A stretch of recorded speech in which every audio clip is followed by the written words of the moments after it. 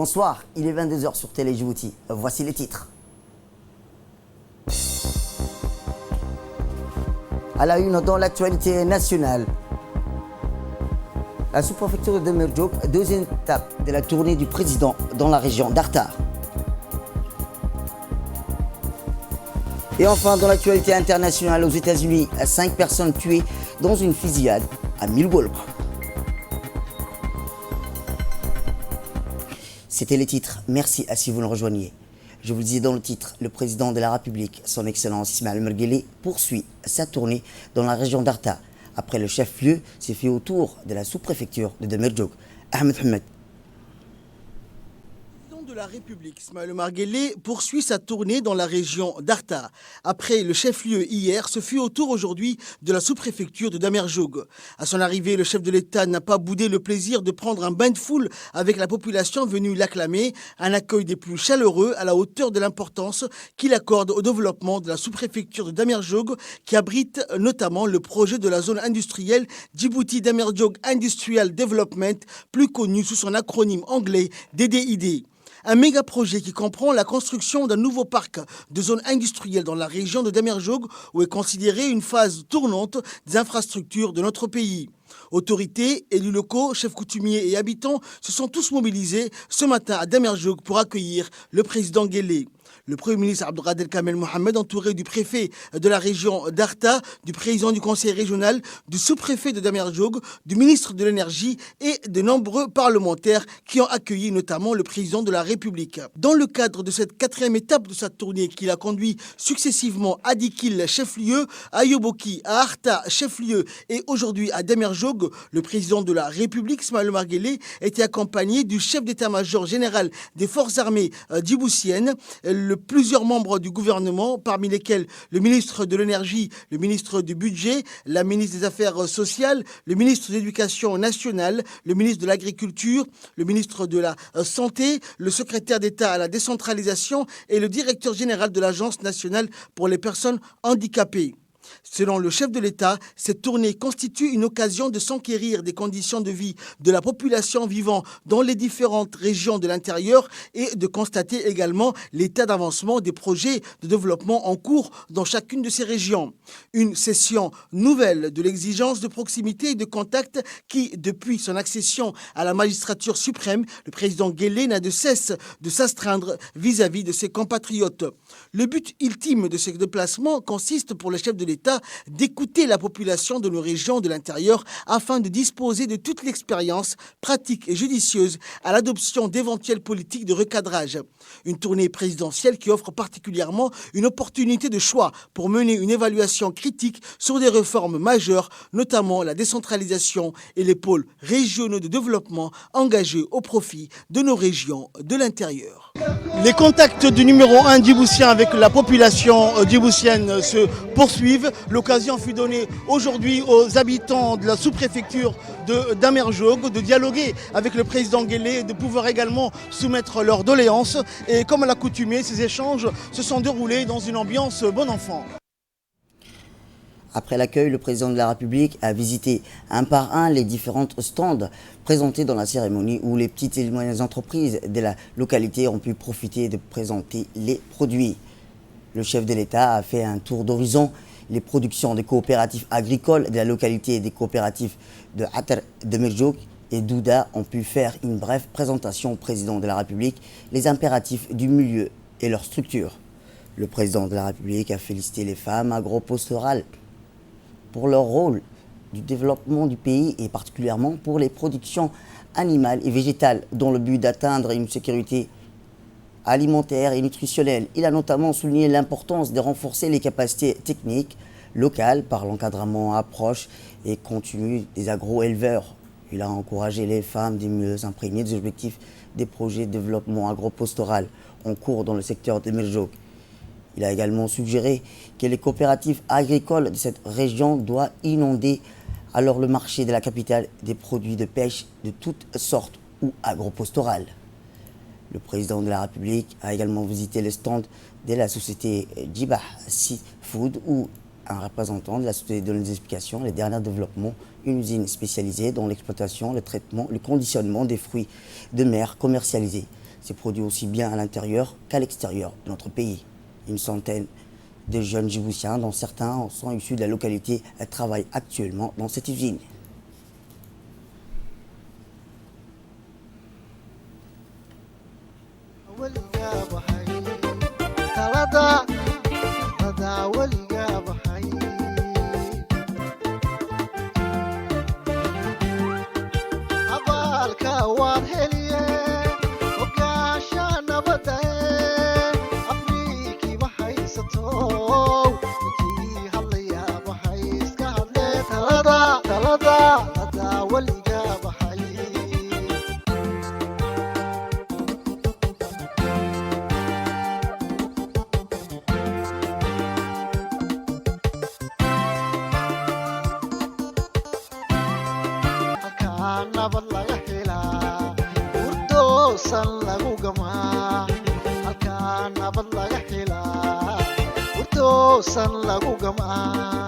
gesigii ku hiiliyo halyey baa loo xishaa gesigii ku hiiliyo halyey baa loo xishaa abihii noo hagarbaxe horow marka noo simo yiga adiga ku qoran yiga adiga ku qoran yiga adiga ku qoran yiga adiga ku qoran.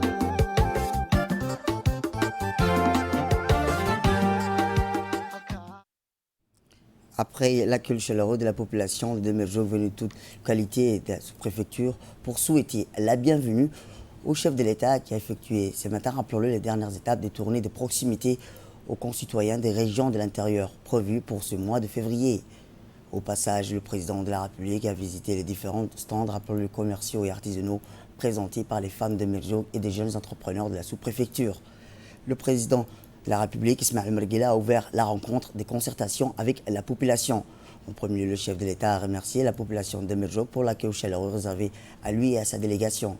Je suis très fier d'aujourd'hui de venir à Demirjoug pour discuter et échanger avec nos concitoyens afin de voir ensemble les difficultés rencontrées de nos processus de socio-économique.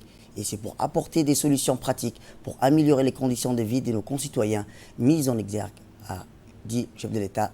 Il a ajouté que l'objet de sa tournée de proximité, l'objectif est d'échanger et de concerter avec la société civile et d'écouter les doléances pour renforcer l'interaction entre l'administration et les administrés. Un échange sans intermédiaire de toute hiérarchie. Les représentants des habitants de Demirjoug ont échangé avec le président de la République un débat constructif touchant presque tous les domaines du développement de base, à savoir la culture, l'eau, la pêche, l'électricité, l'entrepreneuriat, l'émancipation des femmes ou éducation et ainsi que formation professionnelle, santé et entre autres. Accueilli chaleureusement par les habitants de la sous-préfecture de Demirjoug, le numéro 1 djiboutien a d'emblée remercié ses compatriotes de Demirjoug pour l'accueil et l'intérêt qu'ils portent à ces rencontres. Il a par la suite rappelé que la région de Demirjoug possède d'énormes atouts et potentialités de développement que depuis l'indépendance participe pleinement au développement socio-économique du pays. Le président de la République a indiqué que cette rencontre est une séance ouverte où les participants pourront tour à tour s'exprimer et présenter leurs doléances sans contrainte de temps. Le chef de l'État a enfin indiqué que ce sont d'abord les habitants des préfectures de la région d'Arta qui pourront aider au développement de Demirjoug. waxaan joognaa degmo wax soo saarka waddanka hormoodu ah waxaan joognaa degmo mustaqbal waacida leh oo lagu talagali karo. Le président de la République a indiqué que cette rencontre est une séance ouverte où les participants pourront tour à tour exprimer et présenter leurs doléances sans contrainte et de temps. Le chef de l'État a enfin indiqué que ce sont d'abord les habitants de cette sous-préfecture de la région d'Arta qui pourront aider au développement de Demirjoug. Je suis très fier aujourd'hui de venir à Demirjoug pour discuter, échanger avec nos concitoyens afin de voir ensemble les difficultés rencontrées de notre processus de socio-économique et c'est pour apporter, rappelons-le, a dit le chef de l'État, des solutions pratiques pour améliorer les conditions de vie de nos concitoyens, a mis en exergue le chef de l'État. Après l'accueil chaleureux réservé au président de la République, ce matin, dans la sous-préfecture de Demirjouk et de la région de Arta, des échanges ont eu lieu entre le président de la République, son Excellence Ismaël Marguelé, et les représentants de la population de Demirjouk. Le premier représentant qui a pris la parole a mis en lumière l'importance et la densité des projets de développement dans le secteur de Demirjouk avec les projets ferroviaires, portuaires et bientôt gaziers, ce qui, a-t-il dit, a contribué à la création d'emplois. Des projets réalisés, a-t-il dit, grâce à la clairvoyance du président de la République auquel il a adressé le remerciement de la population de cette localité. Il a d'autre part souligné que les villages de Demirjouk bénéficient de l'éclairage public et l'alimentation en eau potable qui ont été réalisés récemment. Le président de la République, Ismaël Omar Guelleh, a exhorté la population qui appartenait aux habitants de Demirjouk de tout mettre en œuvre pour améliorer la qualité de leurs services, pour assurer une meilleure production. Il appartenait également au gouvernement de tout mettre en œuvre pour la réussite des projets de développement, mais il est du devoir de la population d'assurer le meilleur accueil de différents investisseurs et au personnel des différentes entreprises chargées de l'exécution des projets. Au terme de cette réunion, le président de la République, M. Ismaël Marguelé, s'est engagé à traiter toutes les questions et problèmes soulevés et à répondre aux besoins des jeunes dans le domaine du sport.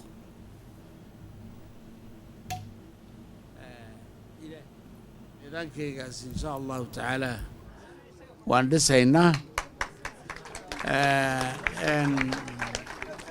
football maahina waxa kalena waan ku daraynaa haddii aan la yidhaahdo marka sheekha ayaan weydiisanaynaa inuu noo duceeyo wassalaamu calaykum waraxmat ullah naga aqbalo naga ajiib khayrka madaxweynuhu soo kacay ilaahay subxaanahu wa tacaala la qabto ilaahay kula gargaaro ilaahay subxaanahu wa tacaala awal bisaga gacmaha hayay ilaahay subxaanahu wa tacaala ku taageero wax fiican oo khayrna uu qabtay inta u dhimanna ha noo dhamaystiro ilaa noo dhamaystiro ayuu naga soconin ilaahay subxaanahu wa tacaala la qabta weydiisanaynaa baahina ilaahay baa dhameeyo ilaahay subxaanahu wa tacaala baahideena ha dhameeyo inaguna walaalayaal la ka cabso hal dhimaan dan la ka cabsoono ilaahay subxaanahu wa tacaala isagana wax buu la qabo inaguna waa noo gargaari subxaanahu wa tacaala ilaahay cimrigiisa ha dheereeyo عافمادك الله وبركيه عمرك الله وبركيه عقلك الله وبركيه دمانتي الله نجيبه الفاتحة.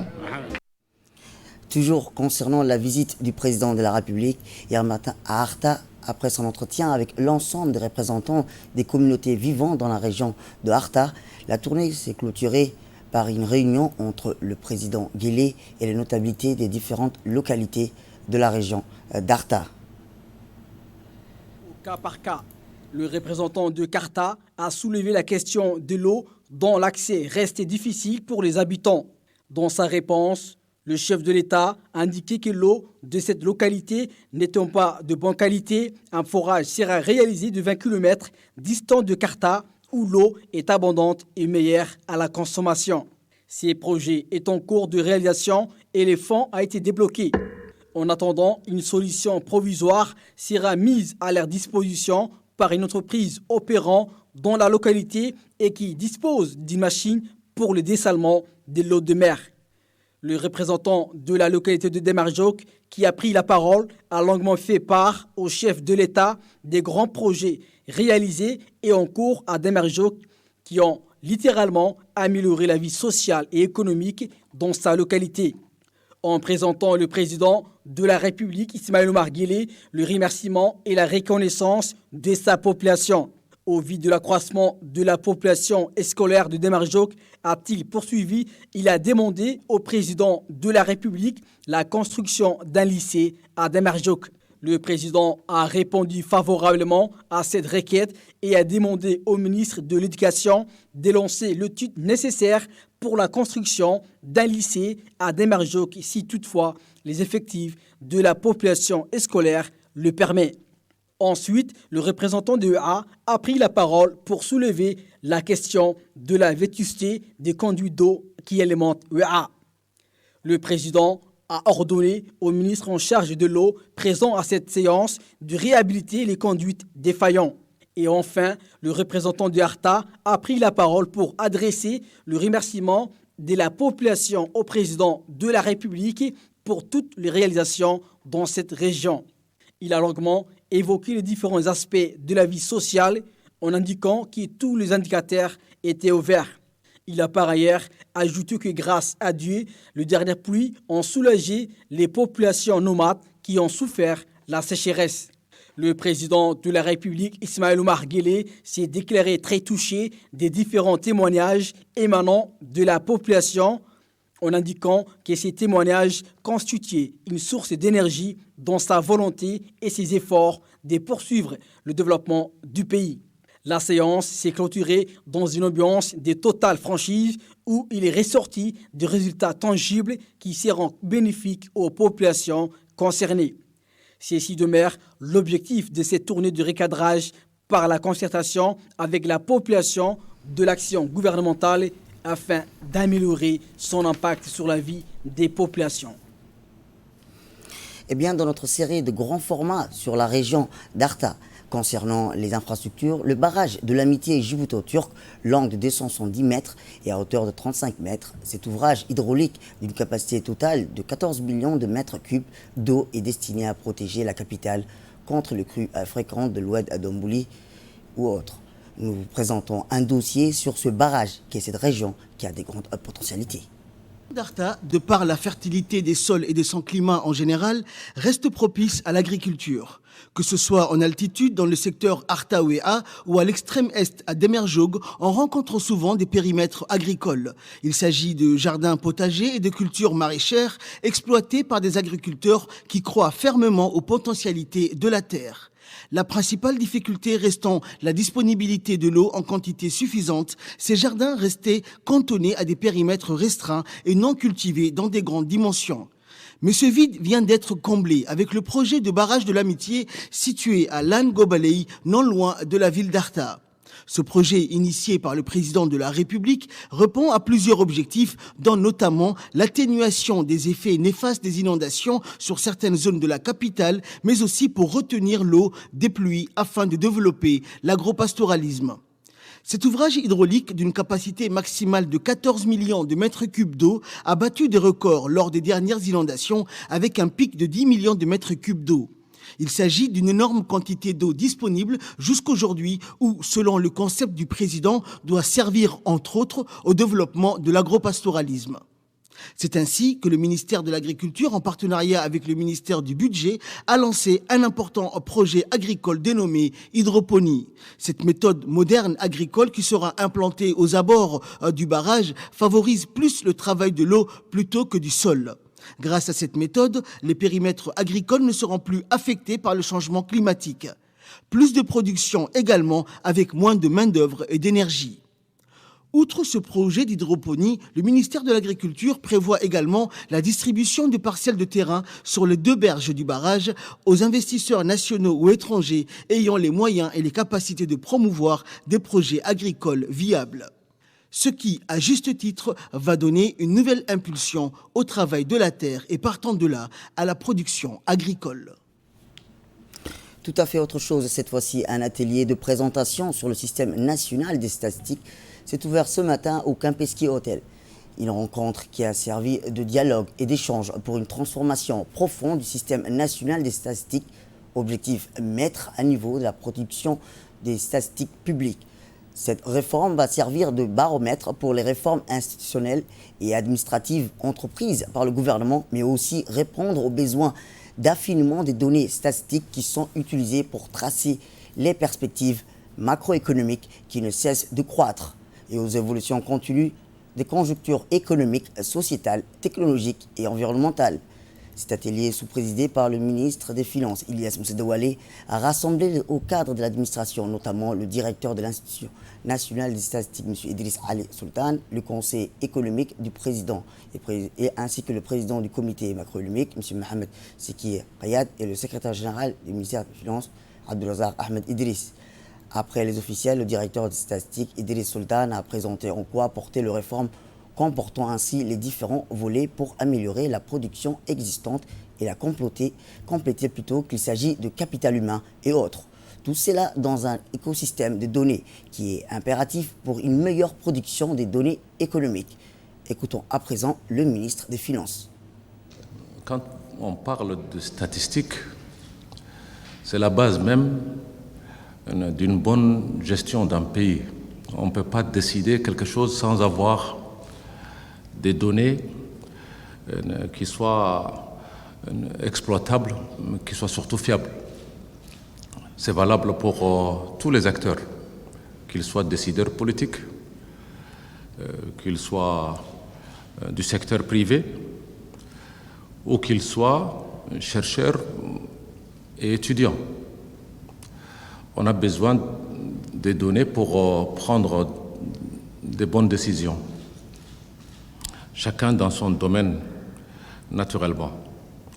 On sait que pour prendre ces bonnes décisions, il nous faut des données fiables, à temps, et c'est essentiel.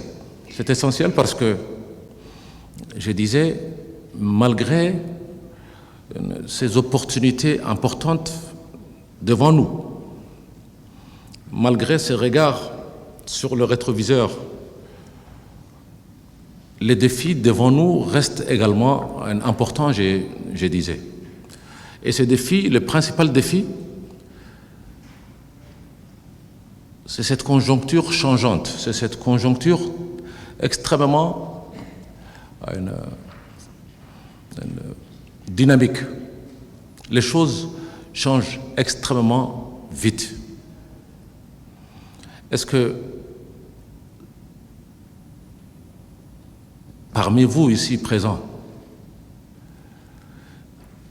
vous rappelez de l'introduction du téléphone mobile? Est-ce que c'est quelque chose de récent ou c'est quelque chose qui est extrêmement ancien, quoi? Hein?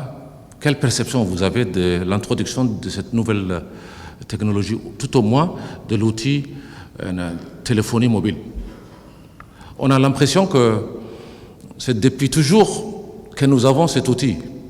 Hein? Est-ce que vous avez ces sentiments aussi? En réalité, c'est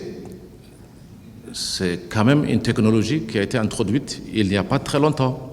Et on a tous l'impression que c'est depuis une éternité que nous avons cet outil.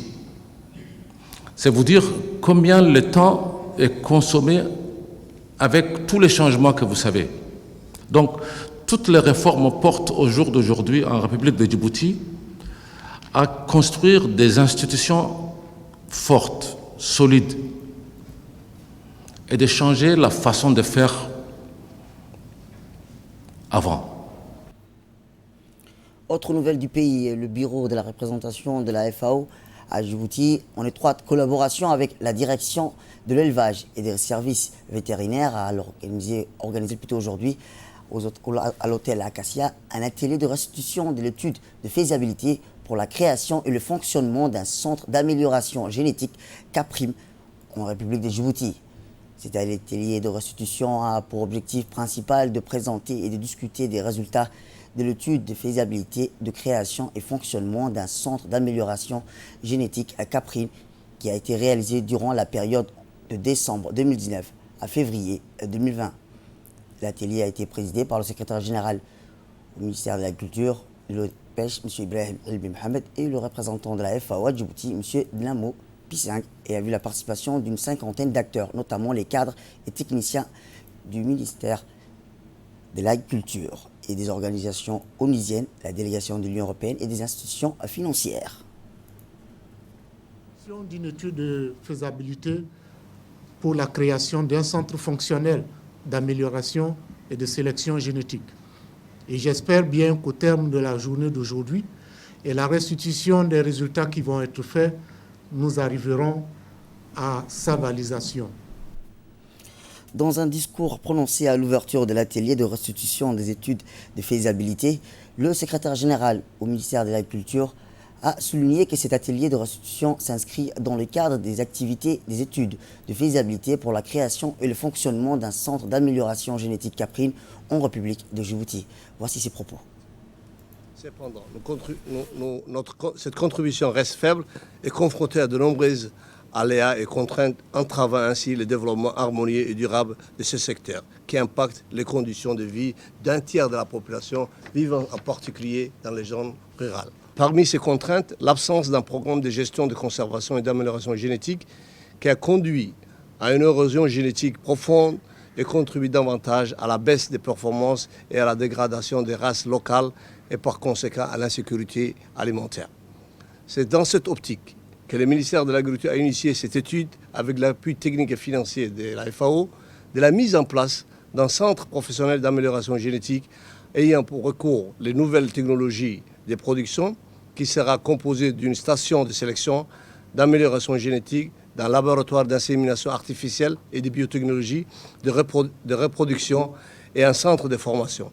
Les projets devraient remplir sa mission à travers la production et la diffusion des meilleurs géniteurs chez les éleveurs, la production de semences à haute valeur et l'insémination artificielle, ainsi que la formation professionnelle dans les métiers de l'élevage et de l'agriculture. En bref et en image, direction Égypte, où le médiateur de la République de Djibouti, Dr Qassim Issar Osman, est en Égypte, où il prend part au séminaire Le gouvernement ouvert, organisé par le gouvernement égyptien en partenariat avec l'Union européenne et la Commission de Venise. Le concept de gouvernement ouvert a été lancé en 2009 comme une simple initiative dont l'objectif est d'engager le gouvernement et ses organes à travailler avec les citoyens dans un processus de transparence, de collaboration et de participation. Revenons à Djibouti, où dans la journée d'hier a eu lieu une formation au CDC de Hadj Didé, où avaient participé les personnels de la sous-direction et les jeunes chômeurs diplômés. Organisée par l'INAP en partenariat avec le secrétariat d'État à la jeunesse et au sport, cette formation lancée au départ dans la clé capitale, qui s'est ensuite étendue dans les 5 régions de l'intérieur, s'inscrit dans le cadre du renforcement des capacités des responsables des centres de développement communautaire. L'événement a vu la participation de la directrice par intérim, Madame du CDC, Madame Khoureycha Ali Aguedi, et du chef de service suivi et programme. Les idées existent, le marché il est libre, les jeunes peuvent monter leur propre projet. Et ça, j'ai vu dans la région, un jeune licencié de Dikil, il a pu faire un petit projet de Hanid, lui et son frère, avec 0 francs. Il a économisé, épargné ses rentrées d'argent que ses parents leur donnaient, et ils ont fait un Hanid, ils ont réussi. Et là, ils veulent agrandir. Il y a une autre aussi qui a commencé à tailler, à faire tailler des boubous chez elle. Et là, elle a commencé à faire une boutique. Donc, pourquoi pas les jeunes de Djibouti-Ville font comme ça. Il y a beaucoup de projets. C'est à eux de tenir leur avenir.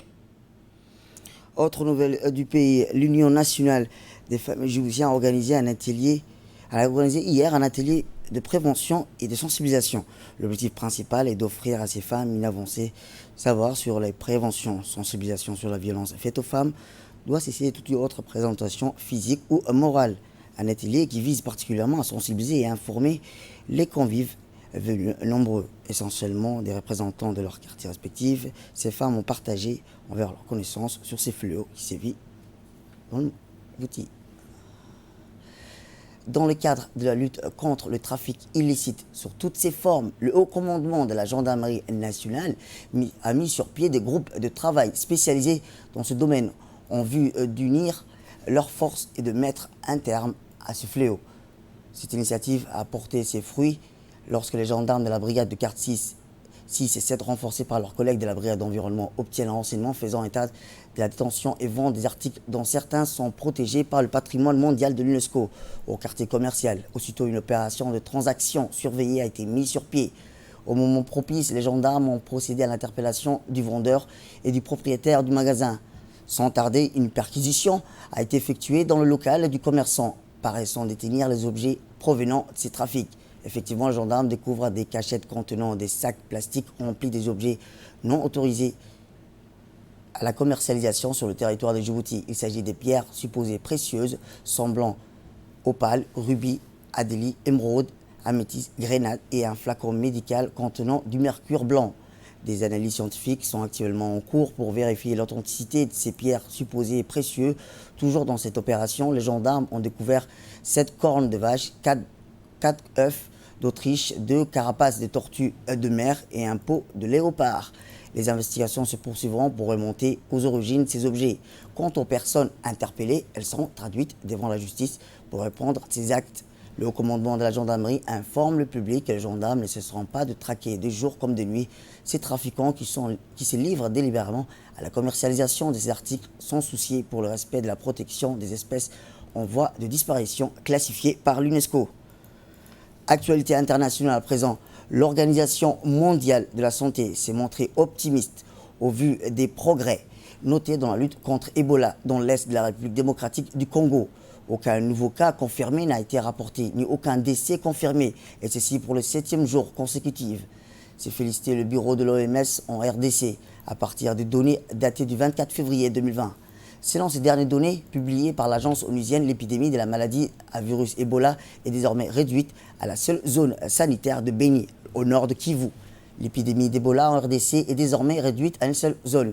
Et relève l'OMS en ajoutant que l'équipe de l'OMS et ses partenaires sur le terrain restent en alerte et continuent à travailler dur malgré l'insécurité de nombreux autres obstacles pour parvenir à 0 cas. C'est tout pour cette édition. Merci à vous de nous avoir suivis. Restez avec nous pour la suite de nos programmes télévisés et bon week-end à vous.